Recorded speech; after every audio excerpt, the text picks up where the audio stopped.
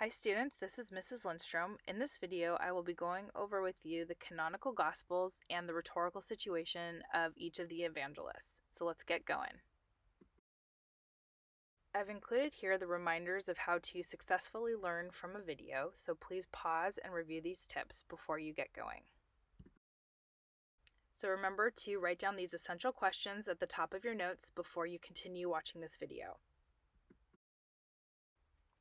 Based on apostolic tradition, the Church developed a list of books that were officially accepted into the Bible, or our sacred scriptures. We ended up in the Catholic Church with 46 accepted Old Testament books and 27 New Testament books. So canon is the word that we use to refer to all of the accepted books that made it into the Catholic Bible. So the Church used three main criteria when determining what books were acceptable for the canon. The first is the apostolic origin. This means, can the text itself be traced to the apostles who heard Jesus? The second is widespread acceptance. Was this text widely circulated and accepted around the early church?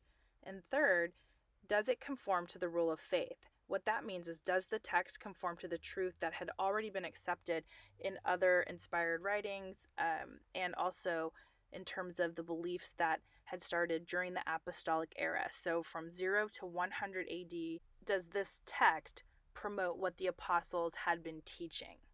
And doesn't go off on some tangent or heretical false teaching rant.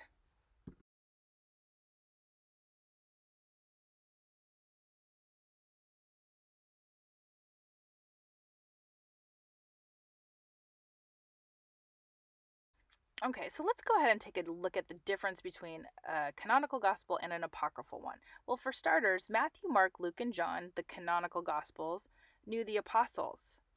They knew Jesus, so they were able to teach them, and they would go and write down these stories.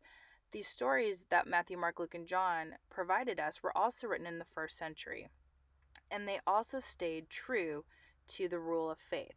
So according to the three criteria we just learned, these four Gospels hit all three criteria. To note that most apocryphal Gospels were excluded because they were written so long after the apostolic era, like way after the 2nd century through the 4th century. And because of that distance, the church viewed these texts as unreliable. And as you can see on the screen here, I've noted two rather famous apocryphal Gospels, the Gospel of Thomas and the Gospel of Judas. Both of these examples contain misleading teachings from a heresy known as Gnosticism, so they did not conform to the rule of faith in the early church. The Gospel of Thomas doesn't have any stories about Jesus at all. It just contains about 114 sayings or quote-unquote secret teachings that Jesus supposedly gave to the Apostle Thomas. The Gnostics also believed that Jesus shared his information or knowledge with only a few people, and having that knowledge is what assured that person's salvation. We also know that that is not what Jesus came to do, was only save a select few. And the Gospel of Judas is actually a pretty famous example of an apocryphal gospel as well, but in the story, Judas is portrayed as a hero and that he was the only apostle to whom Jesus taught the true gospel. And of course, these teachings contradict what all four canonical gospels teach about Judas's relationship with Jesus. Then there's the Proto-Evangelium of James, which attempted to fill in some details about the childhood years of Jesus, and it was just purely fictional. Although I do love the story of the child Jesus forming a bird out of clay and then bringing it to life and making it fly around. I thought that was kind of fun. Although that's clearly not conforming to the rule of faith, because Jesus doesn't perform miracles as a circus sideshow or as a way of entertainment. So ultimately, at the end of the day, what's the difference between a canonical gospel and an apocryphal one? The ones in the canon were accepted by the church. The apocryphal ones were not. I'm going to take a deeper look into the synoptic gospels and John's rhetorical situation.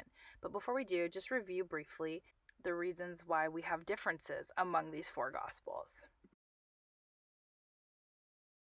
Even though the Gospels have differences because of the authors and audiences and purpose, there are similarities as well, especially between Matthew, Mark, and Luke, and that's who we refer to as the Synoptic Gospels, which means they can be seen together. And we account for these similarities because of the source material that each Gospel writer used.